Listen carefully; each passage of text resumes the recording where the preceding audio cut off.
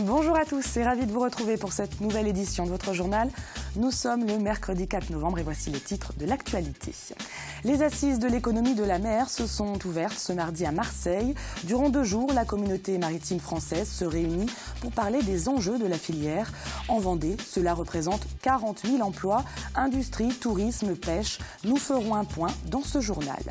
La Vendée attire les caméras à Saint-Julien-des-Landes. Une équipe de France 5 pour l'émission On n'est pas que des cobayes était hier en tournage au parc du Grand Défi. Nous nous sommes glissés dans les coulisses de l'émission. Et puis nous irons à la découverte de l'association L'Outil en Main, une association qui compte 140 structures en France, dont 16 en Vendée. Son objectif, créer du lien entre artisans retraités et jeunes grâce à la transmission du savoir-faire. Chaque mercredi, des ateliers sont organisés du côté de Pouzauges. Les assises de l'économie de la mer ont donc débuté ce mardi à Marseille. Durant 2 jours, la communauté maritime française se réunit autour d'ateliers et de débats sur les enjeux majeurs du secteur. En Vendée, on estime que cela représente 40 000 emplois. La construction navale est l'une des activités les plus dynamiques, avec un chiffre d'affaires d'1 milliard d'euros, grâce notamment à la présence sur notre territoire du leader mondial de la construction de voiliers, le groupe Beneteau. Mais l'économie maritime en Vendée, ce n'est pas que l'industrie, il y a bien sûr le tourisme avec 2/3 de l'activité concentrée sur le littoral. Et puis il y a aussi la pêche. Avec la criée des Sables d'Olonne, la 4e plus importante de France, on fait le point avec Pierre Dalicieux. La criée des Sables d'Olonne, le poumon de la pêche vendéenne. Ici, dès 5 h du matin, les 60 salariés s'affairent à vendre au plus vite des dizaines de tonnes de poissons. Des poissons qui partiront aux 4 coins de la France, en Espagne ou même en Italie. La plus grosse journée, nous, pour la criée des Sables d'Olonne, c'est le lundi. Le lundi, on peut avoir jusqu'à 70 tonnes sous criée. Donc c'est quand même important en tonnage et en masse vendue. Voilà. Voilà. Et ça part à 10h, 10h30 le matin. C'est déjà parti de la criée, c'est déjà livré, et ça part déjà en expédition par camion. L'année dernière, c'est 38 millions d'euros de poissons qui ont été vendus ici. La Vendée compte 4 ports de pêche, les Sables d'Olonne, Saint-Gilles-Croix-de-Vie, mais aussi Noirmoutier et l'Île-Dieu. En tout, 230 navires et 700 marins pêcheurs. Des emplois en mer, bien sûr, mais aussi sur terre. Un emploi en mer, c'est 3 emplois à terre, on a l'habitude de dire. Il y a directement lié à la production de la pêcherie, mais aussi à l'entretien des navires, des entreprises de pêche, donc mécaniciens de marine, électriciens, peintres, etc. Tous les corps de métier touchent plus ou moins à la pêche à un moment ou à un autre, et la pêche a besoin terriblement de ces corps de métier. Mais il y a aussi la plaisance, 15 ports pour plus de 7000 emplacements. L'année dernière, 50 000 bateaux s'y sont arrêtés pour une ou plusieurs nuits. Bref, l'océan, un atout incontestable par rapport à d'autres territoires non côtiers. La Vendée s'adosse sur 240 km à la mer et de là, beaucoup de ressources naissent et se développent. C'est vraiment un département qui a non seulement des capacités parce que l'océan est là, mais qui a su mettre en valeur, grâce à l'intelligence de ces Vendéens, toutes ces ressources. L'océan, un véritable poumon économique pour notre département, qui respire en partie grâce à la construction navale et ses quelques 4000 emplois. Et puis, toujours au chapitre économie, la Certa, entreprise vendéenne de fabrication de vérins hydrauliques et leader européen dans son domaine, change de main. L'entreprise de 800 salariés a été rachetée par Matt Holding, un groupe industriel américain.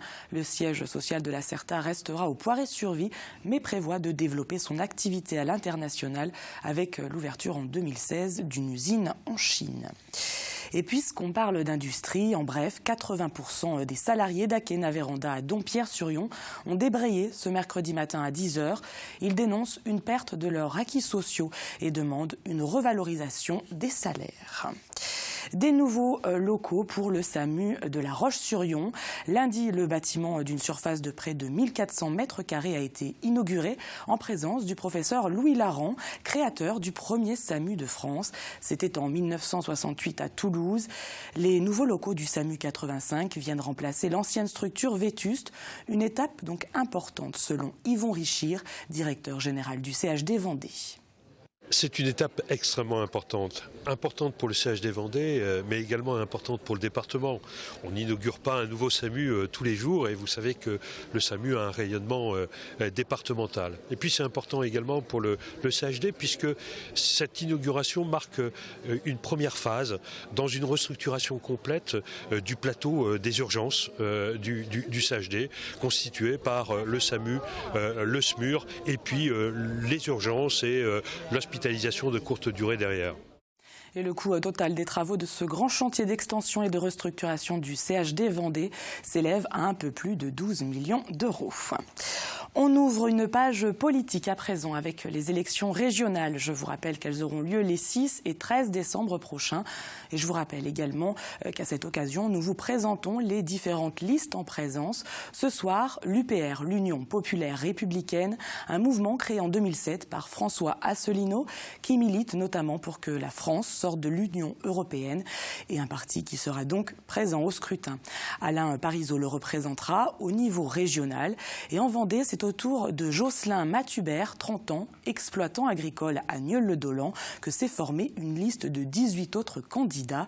Au niveau régional, l'UPR a d'ailleurs déjà déposé sa liste en préfecture de Nantes. Écoutez son chef de file, Alain Parizeau. Nous avons demandé à nos adhérents, à nos sympathisants de s'inscrire via des formulaires et donc on a réussi à collecter donc pour la région Pays de la Loire 103 candidatures, dont la moitié de femmes, et moitié hommes, moitié femmes. Et au niveau de la France, ça représente 1965 candidats, puisque nous allons présenter des listes dans toute la France. Ce qui est un tour de force pour un jeune parti comme le nôtre, puisque nous n'existons que depuis 2007. Et on l'évoquait lundi, l'un des dossiers brûlants de cette campagne électorale en Pays de la Loire, c'est bien sûr le projet d'aéroport de Notre-Dame-des-Landes. Ce mercredi après-midi, plusieurs ténors écologistes, dont Emmanuel Cos ou encore Cécile Duflot et plusieurs autres candidats d'Europe Écologie Les Verts, se sont déplacés sur le site du futur aéroport. Ils ont réaffirmé leur opposition. Dans le même temps, le Premier ministre Manuel Valls a confirmé à l'Assemblée nationale sa volonté de mener à terme le projet. Et puis les élections régionales, toujours avec cette dernière information, le vote par procuration est toujours envisageable. Pour cela, 2 possibilités, soit par Internet, soit en s'adressant au commissariat de police, dans une brigade de gendarmerie ou au tribunal d'instance proche de votre domicile. À noter qu'en principe, les procurations peuvent être établies jusqu'à la veille du scrutin. La Vendée, terre de tournage. Les cuisines de la célèbre émission d'M6 Top Chef étaient en Vendée pour 2 jours, ce mardi et mercredi. La production a choisi le Puy du Fou pour tourner une épreuve de la saison 7. Il faut dire que le lieu était idéal pour le thème « Revisiter des spécialités d'autrefois ». L'émission sera diffusée en début d'année prochaine. Et puis, autre équipe télé qui a choisi la Vendée le temps d'un tournage, France 5 pour l'émission « On n'est pas que des cobayes ». Ce mardi, une petite dizaine de techniciens étaient à Saint-Julien-des-Landes pour mener une expérience, descendre le long d'un câble, une idée tout droit sortie du film Mission Impossible 4, dans lequel Tom Cruise effectue une cascade similaire. Reportage dans les coulisses du tournage, Apolline Laurent.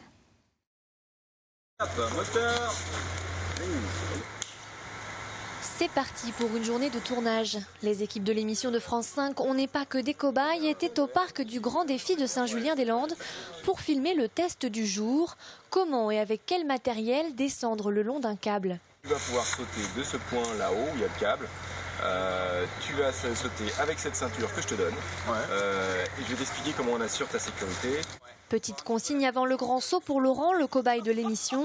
Le vainqueur de Koh-Lanta 2014 fait partie de l'équipe des cobayes depuis juin dernier et il ne se lasse pas de réaliser les différentes expériences.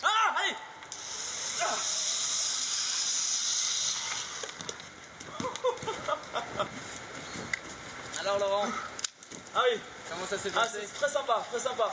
Les cobayes, c'est que de l'éclate. Après, dans les sensations, c'est sûr qu'il faut avoir le cœur bien accroché. Mais le tournage se passe plutôt bien aujourd'hui parce qu'il fait très beau. En Vendée, on est bien reçu, il y a du soleil et puis le cadre est très sympa avec un château. Il y a des tyroliennes à tir-larigot comme on dit. Et c'est justement pour cela que le site vendéen a été choisi. La plus grande tyrolienne fait près de 300 mètres et pour le tournage, les équipes du parc en ont monté une sur mesure. Il y a également une tyrolienne qu'on a montée pour les cascadeurs avec une pente de 26%. C'est toujours intéressant de voir comment ça se passe et puis bon, ça fait quand même un peu de notoriété pour notre parc et nos activités. L'émission scientifique de France 5 est regardée par plus d'1 million de téléspectateurs par semaine. Quant à cet épisode, il sera diffusé le 15 janvier 2016. Et on reste dans les défis sportifs avec des nouvelles de la Transat Jacques Vabre. Dans la nuit de mardi et mercredi, Massif a distancé Sodebo dans la catégorie ultime. Jean-Luc Nélias et Thomas Coville sont à la 2e place. Dans la catégorie IMOCA, celle du Vendée Globe, l'équipage Vincent Rioux et Sébastien Coll sur PRB est toujours en tête de course. La foire exposition d'Olonne-sur-Mer a réuni une 60aine d'exposants. C'était sa 2e édition cette année et elle réunit les artisans et commerçants de la commune. Un moyen de se faire connaître auprès des habitants et de présenter son activité ou ses produits. Mais la foire expo d'Olonne-sur-Mer, c'est avant tout un moment convivial. C'est que des artisans commerçants d'Olonne-sur-Mer qui sont présents. Donc ça donne un côté très familial, très local. Tout le monde se connaît, les visiteurs se connaissent. Ça parle autant de boulot que du football des enfants ou autre chose. Et c'est ce qui crée le côté convivial de cette foire. Allons maintenant à la découverte d'une association, l'outil en main. En France, cette association compte 140 antennes, dont 16 en Vendée. Son objectif, créer un lien intergénérationnel grâce à la transmission de savoir-faire. Dans l'antenne du pays de Pouzauges, chaque mercredi, des enfants s'essayent à différents métiers manuels, couture, mécanique, maçonnerie ou encore pâtisserie. Ces ateliers sont encadrés par des professionnels de métier, pour la plupart retraités, une façon pour eux de rester dans la vie active en transmettant aux jeunes générations l'amour du travail bien fait. Reportage Cyril Guillet. Mais ça va pas dessiner. Ah si, c'est que faut appuyer un petit peu dessus, regarde. Voilà, allez vas-y. Mathie a 10 ans et ce mercredi pour lui c'est une première. Mais je suis en train de faire l'électricité. Qu'est-ce qui te plaît dans l'électricité? Quand on doit un peu couper les fils et les mettre et visser. Fais la tournée. Voilà, c'est bon, parfait. Et comme Mathie, tous les mercredis, ils sont une petite quarantaine à tester les ateliers mis à leur disposition. Je suis en train de mettre le sucre sur les chouquettes. Cuisine, mécanique, maçonnerie, sculpture ou art floral, chaque métier est encadré par un professionnel à la retraite. Mets ton fer plus droit, lève, voilà, c'est bon, arrête. C'est bon, regarde, c'est super. Les artisans qui sont là sont vraiment des artisans qui ont envie de transmettre, qui sont fiers de transmettre leur savoir et de créer ce lien intergénérationnel avec des enfants. C'est vrai que des gens de entre 60 et 70 ans, se rencontrer, passer des après-midi avec des enfants entre 10 et 14 ans, c'était pas joué d'avance. Donc tu peux reporter soit avec l'équerre ou avec le crayon. Placée sous le signe de la transmission du savoir-faire et de la complicité intergénérationnelle, la formule accroche. Quand on me l'a demandé, j'ai dit oui tout de suite pour une bonne raison, c'est qu'on s'est rendu compte dans notre parcours professionnel, surtout au début, que c'était très difficile et délicat de choisir un métier. Là, en l'occurrence, on leur apprend un petit peu les bases. Des bases, mais aussi le goût de l'effort, l'amour du bout et du travail bien fait. Ainsi, l'association compte aujourd'hui 60 bénévoles et encadrants qui officient dans de vrais ateliers avec de vrais outils pour le bonheur de tous. C'est très intéressant de pouvoir aider les enfants tous les mercredis. Là, on est vachement bien, oui. On sent bien qu'on n'est ni des parents ni des éducateurs, on est vraiment... le parrain, le grand parrain là, qui donne un petit peu de conseils. On est en contact avec les enfants et c'est leur apprendre notre métier. Voilà. L'occasion peut être de créer des vocations ou de révéler des talents, mais l'ambition de cette association n'est pas là. Le but, que chaque enfant réalise quelque chose de concret de ses mains, à l'image de l'atelier maçonnerie. On a eu dans l'idée de construire le vieux château de Pouzauges. Alors quand il sera construit, il fera à peu près 9 mètres carrés. Il fera, à peu près 9 mètres carrés au sol. Chaque année, les enfants repartent avec leur réalisation. Certaines même sont consommées sur place en guise de 4 heures. Je vous remercie. Gentil, c'est bien. Et avant de se quitter, jetons un coup d'œil à la météo. Ce jeudi, la journée devrait débuter sous le soleil, mais le temps se gâte dans l'après-midi avec quelques gouttes de pluie. Vous retrouverez bien sûr le détail de ces prévisions dans un instant avec Armelle Pavageau. Quant à moi, je vous retrouve demain pour une nouvelle édition de votre journal.